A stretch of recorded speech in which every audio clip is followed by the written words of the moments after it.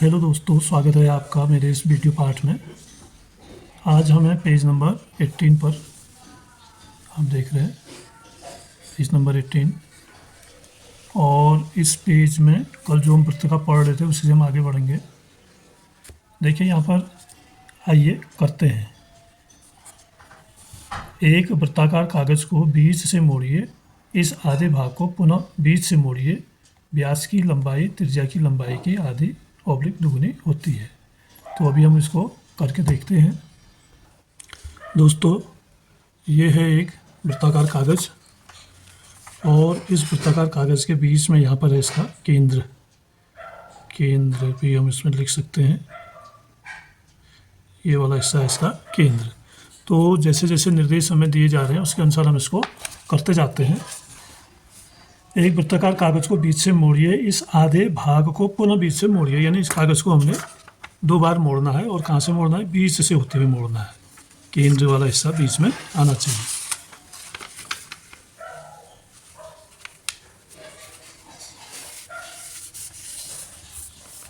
ऐसे हमने मोड़ के इसको बीच से मोड़ लिया और ये जो केंद्र है ये बीच में आ रहा है।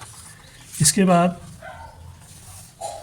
पुनः बीच से मोड़िए कह रहा है। फिर जब हमने इसको मोड़ दिया है तो इसको फिर हमने पुनः मोड़ना है। अब हम इस तरफ से इसको मोड़ेंगे। ऐसे करके भी हम मोड़ सकते हैं और ऐसे करके भी हम इसको मोड़ सकते हैं।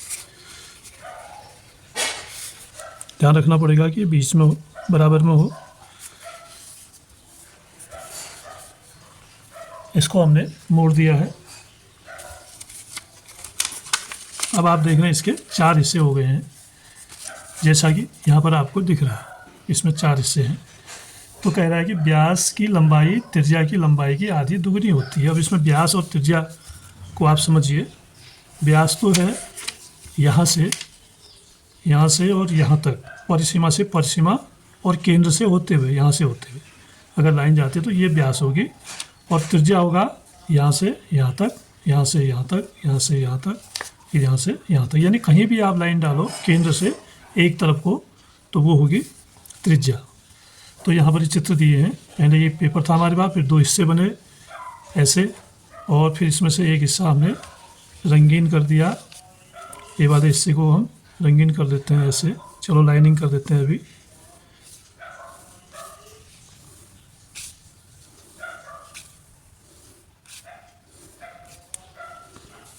तो इस हिस्से में हमने लाइनिंग कर दी है।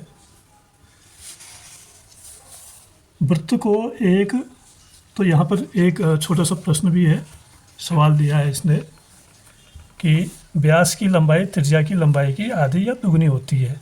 अब त्रिज्या मैंने बताया ये है यहाँ से यहाँ तक, और व्यास है यहाँ से यहाँ तक। तो त्रिज्या की दुगनी हो गई। एक हिस्सा ये हो गया, एक ये दुगना। तो इसको हम दुगने में टिक करेंगे और इधर लिख देंगे दुगुनी। फिर आगे कह रहा है, एक वृत्त को एक प्रकार की सहायता से सरलता से बनाया जा सकता है। अपने शिक्षक से अनुरोध कीजिए कि वे प्रकार का उपयोग करने में आपकी सहायता करें। नीचे दिए गए चरणों का पालन करते हुए आकृति बनाइए। अब जो नीचे आकृति दी गई है इसमें हम प्रकार का उपयोग करके दिखाते हैं। आइए करते हैं। पहले वृत्त बनाया गया है और फिर इस वृत्त में अलग अलग माप के कई वृत्त बनाए गए हैं। तो उसके बाद इसमें एक रंग देकर खूबसूरत डिजाइन बनाया गया है।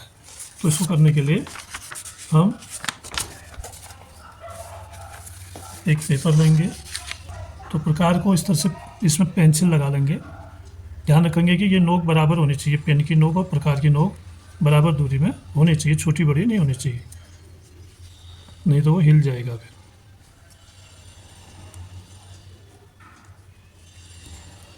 फिर इस प्रकार को घुमाते हुए बीच में एक वृत्त बना लेंगे ऐसे घुमा के। ये केंद्र बिंदु में रखा गया है। इसको केंद्र कहते हैं। प्रकार की नोक जहाँ पर को है ये है केंद्र। तो ऐसे घुमा लेंगे।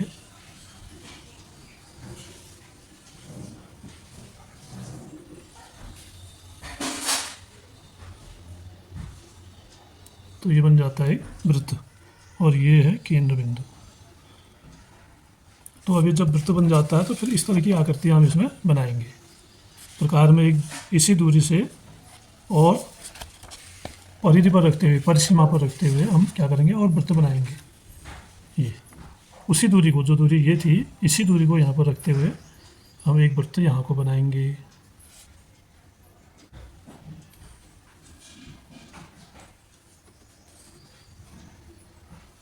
फिर जहाँ पर कट रहा है वहाँ पर रखते हुए फिर अगला वृत्त बनाएंगे।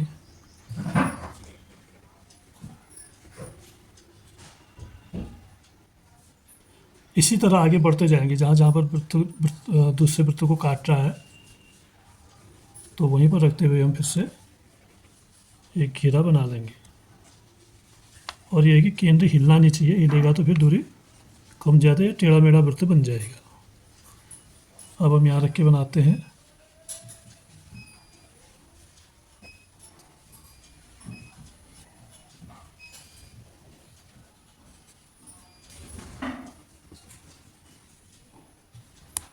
अब यहाँ पर रख के बनाएंगे।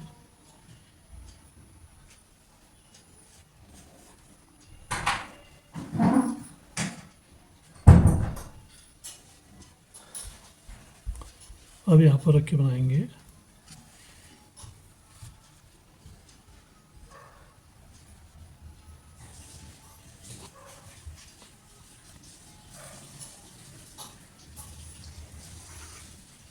तो दोस्तों, जैसा बना हुआ है बुक में उसी तरह से ये बन गया। अगर आप रंग भरेंगे तो ये भी इसी तरह से दिखाई देगा। ये देखिए, ये भी वैसी आकृति बनी है। अब हमने करना क्या है, इसमें रंग भर देने हैं। इसमें नीला रंग भरना है आपको, और इसमें भरना है हरा, इसमें भरना है पीला, और इसमें भरना है लाल। तो इस तरह से अगर आप बनाएंगे तो एक खूबसूरत आकृति यहाँ पर बन जाएगी। तो उसके बाद आगे बढ़ते हैं।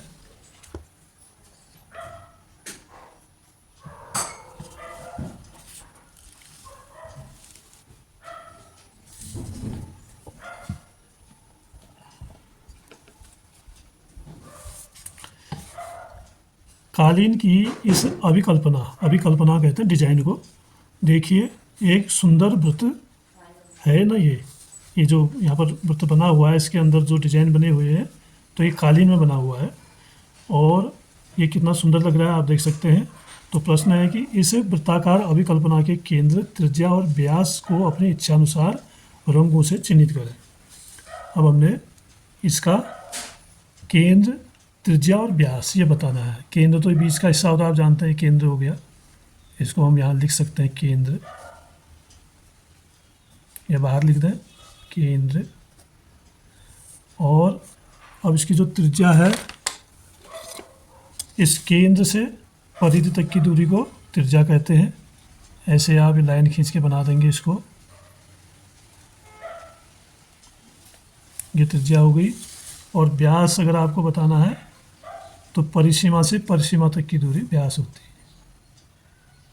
है। ये व्यास है, यहाँ से यहाँ तक, यहाँ से यहाँ तक त्रिज्या है, और बीच का बिंदु जो है केंद्र बिंदु है। दोस्तों, आगे बढ़ते हैं। चित्र में दिए गए पहियों को ध्यान से देखिए। ये जो पहिए यहाँ पर दिए गए हैं, इनको ध्यान से देखने को कह रहा है। सभी पहिए कैसे दिखाई देते हैं? ये जो सारे जितने पहिए हैं यहाँ पर, ये कैसे दिख रहे हैं?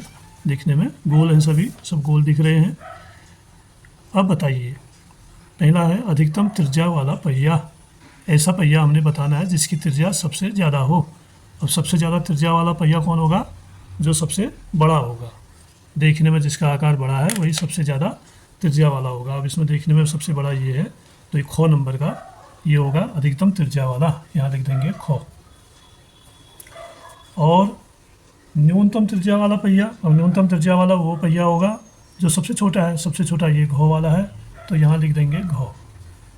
फिर है अधिकतम व्यास वाला पहिया। अब व्यास को परिधि के एक तरफ से दूसरी तरफ की दूरी को कहते हैं व्यास। तो ये जो पहिया है सबसे बड़ा वाला, इसी का व्यास ज़्यादा होगा, इसमें लिख देंगे खो।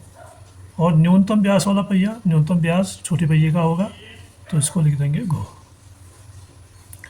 फिर है पहेली युक्त आकृतियाँ।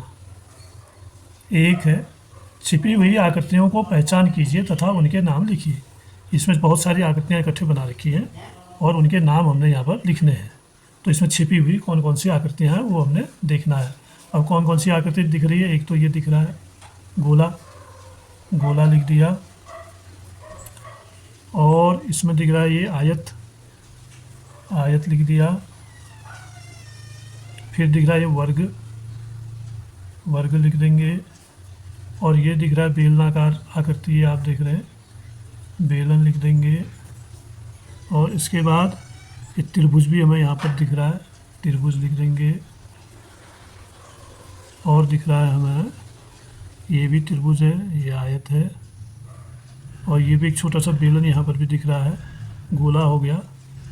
और इसमें इतनी आकृतियाँ हमें दिख रही हैं। यहाँ पर एक चतुर्भुज भी हमें दिख रहा है, इसको आप लिख सकते हैं चतुर्भुज। तो इतनी आकृतियाँ हमें इस जो पहेली है, इस पहेली में मिली। फिर है दूसरा प्रश्न, त्रिभुज को एक वर्ग और दो त्रिभुजों में विभाजित करने के लिए दो रेखाएं खींचिए। अब ये जो त्रिभुज है, इस त्रिभुज को हमने क्या करना है, दो त्रिभुजों में विभाजित करना है, एक वर्ग में और दो त्रिभुजों में। इसमें एक वर्ग भी बने और दो त्रिभुज भी बने, ऐसे हमने दो रेखाएं खींचनी है। रेखाएं कितनी होनी चाहिए, दो ही होनी चाहिए। तो अगर हम इसको पूरा बना दें, इसको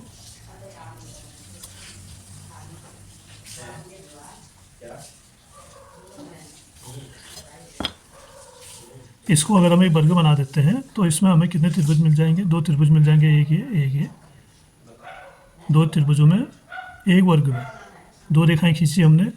इससे क्या हो गया, एक तो वर्ग बन गया पूरा ये, और दो बन गए त्रिभुज।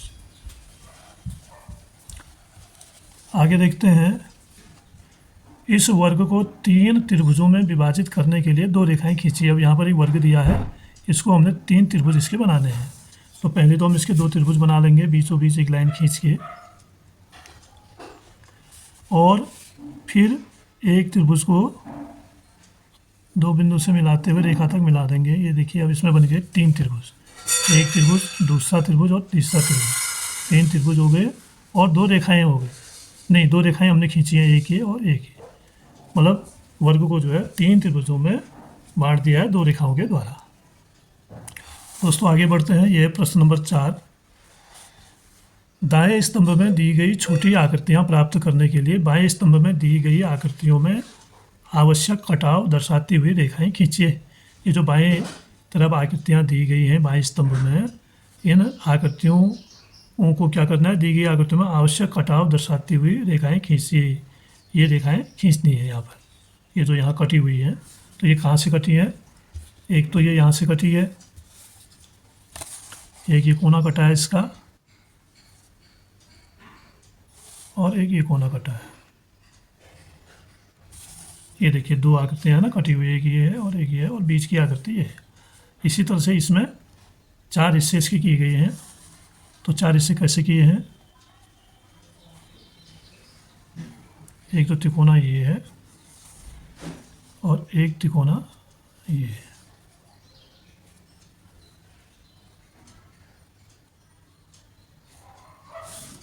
और दो हिस्से ऊपर के हैं, तो इसको हम बीच से काट देंगे।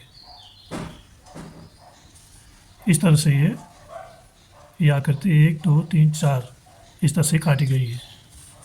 और यहाँ पे दो कोने हैं, एक त्रिभुज है, एक त्रिभुज से ऐसे काट के इसको दिखाया गया है। तो दोस्तों ये दो छोटे वाले हैं, इनमें छोटा कोना निकालना है। एक हमने ऐसे निकाल दिया, ज़्यादा लग गया,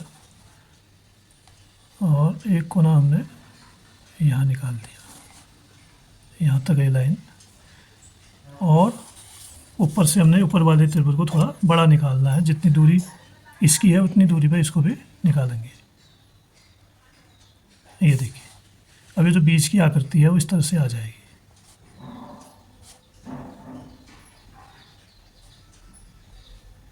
आप देख रहे हैं ना, बीच ये वाली आकृति ऐसी है और दो छोटे कोने हैं और एक बड़ा त्रिभुज है, बड़ा वाला त्रिभुज ये है।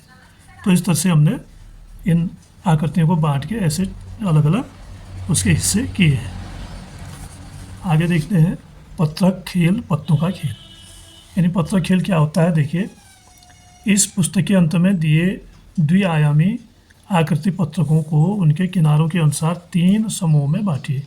नीचे दिए गए स्थानों पर इन छांटी गई आकृतियों को बनाइए। स्पष्ट कीजिए कि आपने अपनी आकृतियों को इस प्रकार से क्यों छांटा। ये पुस्तक के अंत में द्विआयामी आकृतियाँ दी गई हैं कह रहा है, और इन आकृति पत्रकों को उनके किनारों के अनुसार 3 समूह में छांटना है। फिर समूह 1, समूह 2, समूह 3, मतलब एक जैसी आकृतियाँ एक स्थान पर लिखनी है। दोस्तों इसमें एक जैसी आकृतियों को एक साथ लिखना है, इसको आप कर लीजिए। आगे बढ़ते हैं। यहाँ पे चालाक मकड़ी, आइए प्रयास करते हैं। चालाक नाम की मकड़ी को विभिन्न आकृतियों के जाले बनाना पसंद है। एक दिन वह त्रिभुजाकार जाले बनाना प्रारंभ करती है।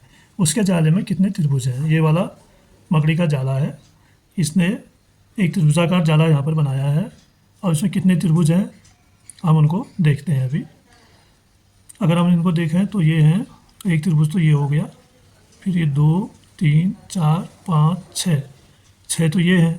अगर हम इनको भी गिने तो ये 7वां त्रिभुज आएगा ऐसे, और इस तरफ का आ जाएगा 8वां, और इधर का आ जाएगा 9वां, और इधर का आ जाएगा 10वां।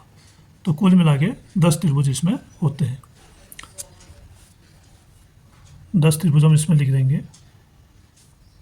वह प्रत्येक दिन प्रातःकाल टहलती है तथा जांच करती है कि उसके जाले की दीवारें सुदृढ़ हैं या नहीं। क्या वह बिंदु क से चलना प्रारंभ करते हुए किसी भी दीवार पर एक बार से अधिक चले बिना वापस उसी बिंदु क पर आ सकती है? यानी ये यहाँ से चलना शुरू कर रही है तो यहीं पर बिना दोबारा किसी में चले हुए एक साइड से चल के अपने स्थान पर वापस आ सकती है। यहाँ से चलना शुरू करती है मकड़ी, इधर आएगी, यहाँ से फिर इधर जाएगी, और यहाँ से इधर, यहाँ आएगी, फिर यहाँ से नीचे, फिर इधर, फिर यहाँ से इधर, और यहाँ से नीचे सीधे यहाँ, और यहाँ नीचे, फिर यहाँ, फिर सीधे ऊपर, और यहाँ से सीधे अपनी जगह पहुँच जाएगी। आगे देखिए, अनुरेखण कीजिए तथा चालाक मकड़ी को पथ दर्शाइए। ये पथ हमने इसको दिखा दिया है। दूसरा है, उसका भाई चतुर आयतों का उपयोग करते हुए एक जाला बनाता है। उसके जाले में आप कितने आयत देख पा रहे हैं? अब ये जो जाला इसने बना रखा है इसमें कितने आयत हैं, ये आयत हमने बताने हैं। तो ये तो वर्ग है, 1, 2, 3 आयत हैं, और 4, 5 ये आयत हो गए, और इस पूरे को एक साथ गिनेंगे तो 6, इस पूरे को एक साथ गिनेंगे तो 7, और इस पूरे को एक साथ गिनेंगे तो 8, और यहाँ तक गिनेंगे तो 9, इधर तक गिनेंगे तो 10। तो इसमें भी 10 इसके आयत हो रहे हैं। वह प्रत्येक दिन सायंकाल में टहलता है तथा जांच करता है कि उसके जाले की दीवारें सुदृढ़ है या नहीं। क्या वह बिंदु क से चलना प्रारंभ करते हुए बिंदु ख तक किसी दीवार पर एक से अधिक बार चले बिना पहुंच सकता है? अनुरेखण कीजिए, चतुर के पथ को दर्शाइए। और नहीं तो यहाँ पर सीधे सीधे यह क से चला और सीधे ख पर पहुँच गया। आगे देखते हैं। माचिस की 5 तीलियों का उपयोग करते हुए 2 त्रिभुज बनाइए। फिर दिए गए स्थान पर इस आकृति का चित्र बनाइए। तो माचिस की 5 तीलियां हैं, इनका उपयोग हमने करना है, और इनका उपयोग करते हुए हमने क्या करना है, त्रिभुज बनाने हैं। दिए गए स्थान पर इसकी आकृति बनाइए। कितने त्रिभुज बनाने हैं? 2 त्रिभुज हमने बनाने हैं। तीलियां कितनी है? 5 हैं। तो हम इन 5 तीलियों को यहाँ पर लगाते हैं। तो दोस्तों ये है माचिस की 5 तीलियां, 1, 2, 3, 4 और 5। तो इनका उपयोग करते हुए हमने कितने त्रिभुज बनाने हैं? 2 त्रिभुज बनाने हैं। एक एक करके हम बना सकते हैं।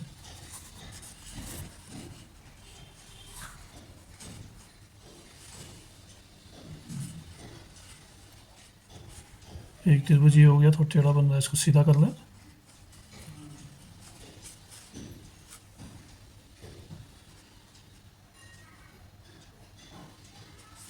ने 5 तीलियों से 2 त्रिभुज, जैसा कि आप देख रहे हैं, एक त्रिभुज ये है और दूसरा त्रिभुज ये है। तो इस तरह से 5 तीलियों से बने 2 त्रिभुज। आगे बढ़ते हैं।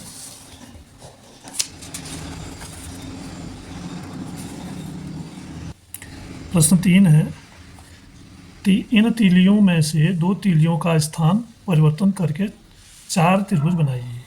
अभी 3 त्रिभुज दिए हैं, 2 तीलियां हटा देनी है और 4 त्रिभुज बनाने हैं। अब हम क्या करेंगे, एक त्रिभुज ये हुआ, एक त्रिभुज ये हुआ, एक ये हुआ, तो इसमें से 2 तीलियां निकाल देंगे। इस तीली को निकाल के इसके ऊपर लगा देंगे यहाँ पर, और इस तीली को निकाल के यहाँ पर लगा देंगे। अब गिनिए कितने त्रिभुज बन गए, 1 2 3 और 4, और ये 2 तीलियां हट गई हैं। तो सरल है, आराम से 4 त्रिभुज, 2 तीलियों को हटा के 4 त्रिभुज बन जाते हैं। अब देखते हैं प्रश्न नंबर 4। इन तीलियों में से 4 तीलियों को इस प्रकार हटाइए कि केवल 3 त्रिभुज बचे हैं। अब 4 तीलियां हटानी है और 3 त्रिभुज बचे हैं, ऐसा हमने करना है। तो एक त्रिभुज ये है, एक ये 2 3 4 5 और 6 त्रिभुज हैं। तो 4 तीलियों को हमने हटा देना है और बच जाएंगे केवल 3 त्रिभुज। हाँ दोस्तों, इस प्रश्न में हमें पूछा गया है कि इन तीलियों में से 4 तीलियों को इस प्रकार हटाइए कि केवल 3 त्रिभुज शेष बचें। और इस आकृति में हमने तीलियां हटानी है 4 और त्रिभुज बचने चाहिए 3। तो इसको हल करने के लिए हमने इसको तीलियों की मदद से यह आकृति बनाई है, जैसे किताब में दी गई है। तो इसको हटाने के लिए हम क्या करते हैं, नंबर 1 इस तीली को हटा देंगे, नंबर 2 इसको हटा देंगे और नंबर 3 इसको हटा देंगे। अब एक तीली हमें और चाहिए, जिसको हटाने से हमारे पास केवल 3 त्रिभुज बचे। तो वो तीली हमारा सटीक होगा कि हम इसको हटा दें। अब आप देख रहे हैं कितने त्रिभुज बचे हैं हमारे पास, 3 त्रिभुज बचे हैं। और तीलियां कितनी हटाई हमने, 4 तीलियां इसमें से हटाई हैं। आप देख सकते हैं हमने 4 तीलियां एक अगर हम इसमें लगा दें तो फिर से वही आकृति हमें प्राप्त हो जाएगी। ये देखिए, थोड़ा ध्यान देने वाली बात है, प्रश्न का हल निकल जा रहा है। इसमें से हमने 4 तीलियां अलग करनी है, 1 2 3 और 4। अब आप देख रहे हैं तीलियां हटी हैं 4 और त्रिभुज प्राप्त हुए हैं 3। तो यह इस प्रश्न का आंसर है। आइए अब अगले प्रश्न की ओर बढ़ते हैं। प्रतिरूप चुनौती, यानी उसी का जैसा मॉडल बनाते हैं तो उसमें कैसी चुनौतियां हमारे लिए हैं। देखिए, क्या आप आकृतियों का एक ऐसा प्रतिरूप बना सकते हैं जिसमें निम्नलिखित का उपयोग किया गया हो। किस चीज़ का उपयोग किया गया हो, क है बार, नलिकाएं और मिट्टी क्ले की 8 गोलियां। 8 गोलियां होनी चाहिए, यानी गोलियों का मतलब है गोलियां किनारे में लगती है, 8 कोने उसमें हों और बार नलिकाएं जिसमें लगती हैं। ये चीज़ हमने पहले पढ़ी है पहले वाले अभ्यास में। इस चार्ट में अगर आप देखेंगे, ये है पेज नंबर 4 पर, तो आपको इनके उत्तर मिल जाएंगे। तो ये कह रहा है कि बार, नलिकाएं और 8 मिट्टी की गोलियां। मिट्टी की गोलियों का मतलब है कोने। अब आप देखिए, इसमें बार किनारे किस में है, ये देखिए 2 में है, और 8 कोने भी 2 में है। तो ये दोनों आकृतियाँ हमें मिल जाएंगी। क्या वर्गाकार प्रिज्म या फिर आयताकार प्रिज्म, इन दोनों के लिए ये प्रश्न है। अगला देखते हैं, ख वाला, 9 नलिकाएं, इसका मतलब 9 किनारे हुए और क्ले की 6 गोलियां। किनारे ये है और 9 कोने ये है, 9 किनारे और 6 गोलियां। तो ये मिलेगा हमें त्रिभुजाकार प्रिज्म में। तो ये आकृति इससे बनेगी। तो दोस्तों आगे गौ है, 15 नलिकाएं और मिट्टी के 10 कोने और 10 नलिकाएं और मिट्टी के 6 गोलियां। तो इसको आप प्रैक्टिकली करके बना सकते हैं। और आगे बढ़ते हैं प्रश्न में। अगला है, इन आकृतियों को कोणों की संख्या के आधार पर वर्गीकृत कीजिए। ये जो आकृतियां हैं, कोणों के आधार पर हमने इनको वर्गीकृत करना है। तो देखिए, 3 कोण देखेंगे हम कि इसमें 3 कोण वाली आकृतियाँ कौन कौन सी आकृतियाँ जिसमें 3 कोण हैं। एक तो ये है, 3 कोने इसमें, और एक ये आकृति है, और एक ये आकृति है जिसमें 3 कोने हैं। तो यहाँ पर हम इसके उत्तर को लिख देंगे, ख, घ और च। यहाँ लिख देंगे ख, घ, च। फिर है 4 कोण। 4 कोण किस किस आकृति में है, एक तो इसमें है, एक इसमें है, 2 और एक लास्ट वाले में है। तो ये हो गए 1 2 और 3, यानी क, ग, और छ। इसका उत्तर है क, ग, छ। फिर है पांच कोण। पांच कोण किस किस में है? एक ही आकृति हमारे पास है पंचभुज की, इसमें है पांच कोण है, तो इसका उत्तर होगा ग। तो इस तरह से कोणों के अनुसार आकृतियों का वर्गीकरण हो गया। आगे देखते हैं, भुजाओं की संख्या तथा कोणों की संख्या के बीच आप क्या संबंध देखते हैं, चर्चा कीजिए। भुजाओं की संख्या तथा कोणों की संख्या, जितनी भुजाएं हैं उतने ही कोने भी हैं। जैसे त्रिभुज है, इसमें 3 भुजाएं हैं और 3 कोने भी हैं, कोण भी हैं। ये वर्ग है, इसमें 4 भुजाएं और 4 इसमें कोण हैं। इसमें 3 भुजाएं, 3 कोण। इसमें 5 भुजाएं हैं तो 5 ही कोण भी हैं। तो इस तरह से जितनी भुजाएं हैं उतने ही उसमें कोण भी हैं। अब एक प्रश्न दिया गया है, एक द्विआयामी आकृति बनाइए जिसमें 5 से कम कोण हो, और एक द्विआयामी आकृति बनाइए जिसमें 5 से अधिक कोण हो। 5 से कम कोण वाला त्रिभुज बन सकता है, वर्ग बन सकता है। तो इस तरह से हमने एक आकृति बना देनी है जिसमें 5 से कम कोण हो।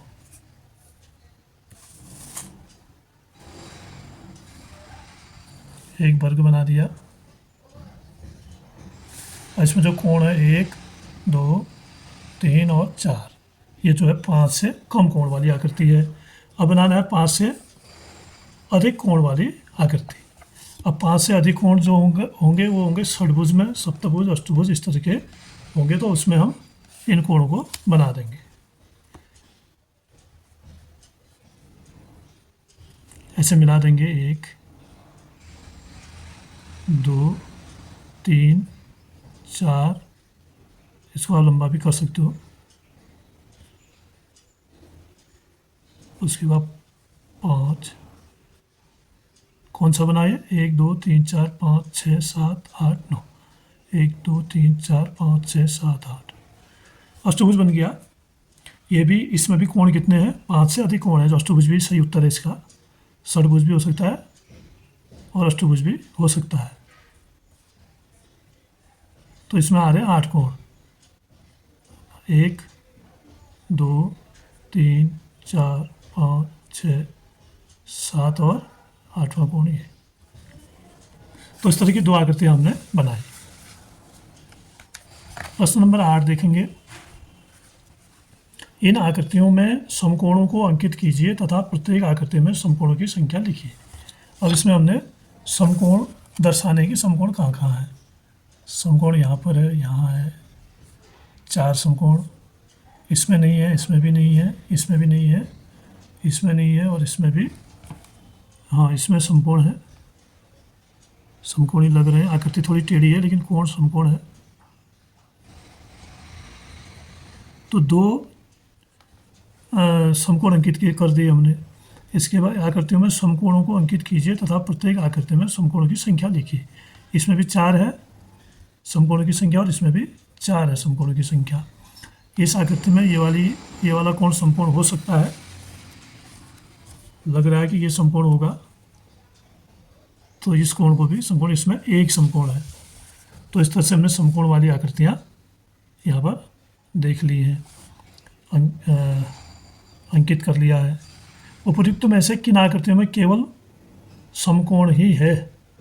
किन किन आकृतियों में, उपयुक्त में से किन आकृतियों में केवल समकोण? सारे कोण समकोण है इसमें और इसमें। नीचे दी गई आकृतियों को ध्यान से देखें। अब इन आकृतियों में क्या है, इनको देखना है। और इसमें से कुछ प्रश्न हमें नीचे दिए गए हैं। ये है, उपयुक्त आकृतियों की पहचान कीजिए जिनमें निम्नलिखित हैं: 2 समकोण, 1 न्यून कोण, 1 अधिक कोण। ऐसी आकृति हमने इसमें से छांटनी है जिसमें 2 समकोण हो, 1 न्यून कोण हो और 1 अधिक कोण हो। तो ऐसी आकृति इसमें है, ये वाली आकृति इसमें है, 2 समकोण है, 1 न्यून कोण है और 1 अधिक कोण है ये वाला। तो इसका उत्तर होगा 7वीं आकृति। और तो इस तरह की आकृतियाँ नहीं दिख रही है। हाँ, ये वाली आकृति है, नंबर 2 वाली आकृति भी है, दूसरी और 7वीं। यह न्यून कोण है, ये समकोण और ये है अधिक कोण। इसके बाद अगला प्रश्न है, एक समकोण, दो अधिकोण, एक न्यूनकोण। एक तो समकोण है और दो उसमें है अधिकोण और एक न्यूनकोण। ये 10वें नंबर की आकृति ऐसी है। ये वाला तो समकोण है, ये है अधिकोण, ये अधिकोण, ये न्यूनकोण है। तो इसका उत्तर होगा आकृति नंबर 10। इसके अलावा और आकृति इसमें ऐसी नहीं दिख रही है। दो अधिकोण और दो न्यूनकोण, ऐसी आकृति जिसमें दो अधिकोण हो और दो न्यूनकोण हो। नंबर 11 वाली आकृति है। ये दोनों अधिकोण है और ये दोनों न्यूनकोण है।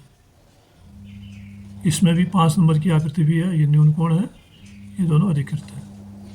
ये हो गया आपका 5, 11। और 8 वाली आकृति भी है। ये न्यूनकोण, ये न्यूनकोण, ये अधिकोण और ये अधिकोण। 8 वाली आकृति भी है। इसके बाद दो अधिकोण और दो न्यूनकोण, ऐसी आकृति बतानी है, दो अधिकोण हो, दो न्यूनकोण हो। तो ये 10वीं आकृति है। ये दोनों अधिकोण है और ये दोनों न्यूनकोण है। तो इसमें लिख देंगे 10। 4 समकोण, ऐसी आकृति बतानी है जिसमें 4 समकोण हो। एक तो 14 है, चारों समकोण है, और एक 6 है और 4 भी है। 4 समकोण वाली आकृति हो गई 4 और 6 और 12 और 14। ये सारे जो नंबर हैं कार्डों में, ये आकृतियाँ हैं 4 समकोण वाली। तो इसके बाद देखते हैं पेज नंबर 24। तो दोस्तों आज का पाठ यहीं पर समाप्त होता है। अब आ गया यहाँ पर अध्याय 2 लुका छिपी। तो इसको हम अगले वीडियो पाठ में हल करेंगे।